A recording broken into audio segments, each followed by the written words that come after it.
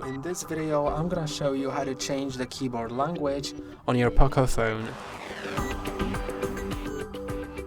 Change the keyboard language, go to the settings, then go to additional settings, languages and input, then go to manage keyboards, click on the Gboard, but click on the name, not on the on button. Then you can go to languages and you can add a keyboard. So I'm gonna add maybe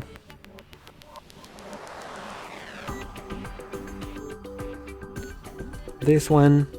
Then you can select the layout because different keyboards may have more than one layout. So just choose the one that you want, then click on done. And now you can see that I have both keyboards. And then when I go, for example, to Google, I can easily switch between them by pressing on the globe button or pressing and holding. Then I have the list of all keyboards that are available to be changed. And if you have two languages that have the same keyboard layout, for example, English and Spanish, then you will not have to switch between them. You will be able to type in both of them on one keyboard. And that's all for today. Don't forget to like and subscribe. See you next time.